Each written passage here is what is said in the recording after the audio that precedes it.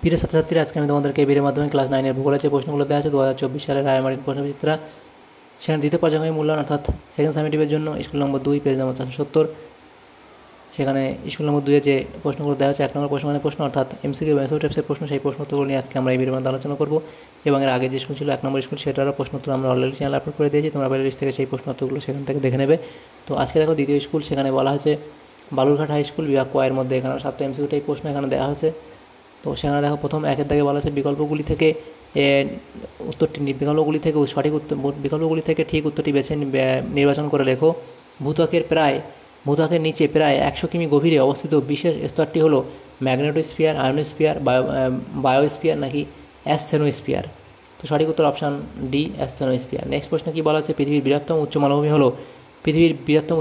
হলো option A অর্থাৎ পামির মালভূমি। অপশান এ হবে সঠিক উত্তর। নেক্সট প্রশ্নে বলা আছে 3-এর দাগের প্রশ্ন, কোনো স্থান ও তার প্রতিবাদ স্থানের মধ্যে সবচেয়ে পার্থক্য হলো অপশান বি অর্থাৎ এখানে 12 ঘন্টা। তারপরে প্রশ্ন বলা আছে 4-এর দাগে ভারতের প্রমাণ সময় ধরা হয় 82 ডিগ্রি 30 মিনিট পূর্ব অর্থাৎ অপশান সি হবে তোমাদের এখানে সঠিক উত্তর। তারপরে প্রশ্ন বলা আছে 5-এর দাগের প্রশ্ন, আর্দ্র ক্রান্তীয় অঞ্চলে সৃষ্টি হয় লোহিত মাটি, ল্যাটেরাইট মাটি, পটসল মাটি নাকি চারনোজেম মাটি। সঠিক উত্তর অপশান বি, ল্যাটেরাইট মাটি। তো তারপরে প্রশ্ন বলা আছে দেখো 6-এর দাগের, জোয়ারের জলে পুষ্ট একটি নদী হলো মাতলা। অপশান ডি হবে সঠিক উত্তর। তারপরে প্রশ্ন বলা আছে পশ্চিমবঙ্গের অধিক বৃষ্টিপাতযুক্ত স্থান, তো সেটা হবে কি বক্সা দুয়ার, অপশান এ। তাহলে এমসিকিউ টাইপ যে প্রশ্নগুলো ছিল সেগুলো হয়ে গেল। এরপরে দেখো কি প্রশ্ন বলা আছে বিভাগ ক্ষয়ের মধ্যে যে প্রশ্নগুলো আছে সেগুলো আমরা আলোচনা করব। বিভাগ খ 2-এর দাগের প্রশ্নে বলা আছে নির্দেশ অনুযায়ী নিচের প্রশ্নগুলি উত্তর দাও। প্রথম এ, নিচের বিবৃতিগুলি শুদ্ধ হলে সু এবং অশুদ্ধ হলে পাশে অলেখো যে কোনো 3টি। প্রথম প্রশ্ন বলা আছে তরাই শব্দের অর্থ রুক্ষ পাথুরে জমি, এটা ভুল বলা হয়েছে। তারপরে আবহবিকার একটি স্থিতিশীল প্রক্রিয়া, এটা ঠিক বলা হয়েছে। তারপরে বলা আছে আগ্নেয়গিরির অগ্নুৎপাতের ফলে দাক্ষিণাত্য মালভূমি সৃষ্টি হয়েছে, এটাও ঠিক বলা হয়েছে। তারপরে বলা আছে একই অক্ষরেখা অবস্থিত বিভিন্ন স্থানে স্থানীয় সময় একই হয়, এটাও ভুল বলা হয়েছে। বিয়ের দাগের প্রশ্নে কী বলা আছে দেখো, উপযুক্ত শব্দবশের শূন্যস্থান পূরণ করো যে কোনো 3টি। প্রথম প্রশ্ন, মহাবৃত্ত বলা হয় ড্যাশ রেখাকে, এটা মহাবৃত্ত বলা হয় নিরক্ষ রেখাকে। নেক্সট প্রশ্ন বলা আছে মায়ানমারের পোপা একটি ড্যাশ আগ্নেয়গিরি,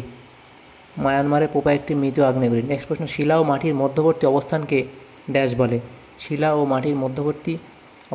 কী বলা হয়, রেগোলিথ বলা হয়। শিলা ও মাটির মধ্যবর্তী অবস্থানকে রেগোলিথ বলা হয়। তারপরে প্রশ্ন বলা আছে পশ্চিমবঙ্গের ত্রাসের নদী বলা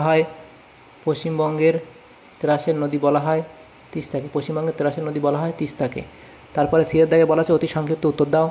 প্রথম প্রশ্ন, ক্ষয়ীভবন কাকে বলে? বিভিন্ন প্রাকৃতিক শক্তির মাধ্যমে ভূপৃষ্ঠের পদার্থের স্থান পরিবর্তনকে ক্ষয়ীভবন বলে। নেক্সট প্রশ্ন ছিল ইনসেলবার্জ কি?